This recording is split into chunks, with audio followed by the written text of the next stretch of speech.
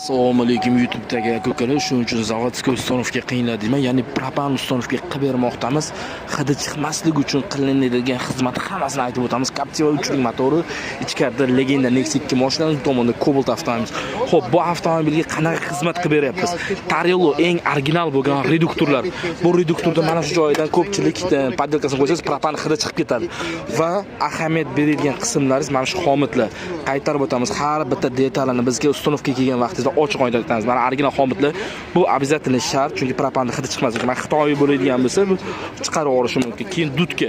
Mana shu dutkani 3-pakinani qo'ygan vaqtida ko'pchilik shuni qo'yar. Yo'q, buni o'zi usulini qiladigan joyi bor. Har bir ishni sekreti bo'lganda, bizda ham ishimiz sekret bor. Kelsangiz, kafolat oldi jihozga 1 yil beramiz, balonga 10 yil. Обязательно biz обратga klapan qo'yamiz. Bu klapanni qo'ymaydigan bo'lsangiz, balondan kelgan давление прямой reduktorga keladi. Reduktorga kelgandan keyin o'sha reduktor постоянно нагрузкада turgan hisobiga propan hidi chiqadi. Shuning uchun обязательно bu klapan kerak. Chunki mashin birinchi zavod qilganingizda albatta benzinda bo'ladi, keyin sразу propanga o'tgan vaqti bu klapan ochadi, keyin давление reduktorga boradi. Ustonovka yubileyni bo'lmoqda. Kimgadir propan yoki metan narx-navoz qiziq bo'lsa, Sirdaryo metangizga obuna bo'lgan bo'lsangiz, siz xohlaganda sifatli propan va metan kafolati bilan 24 ga yetdi.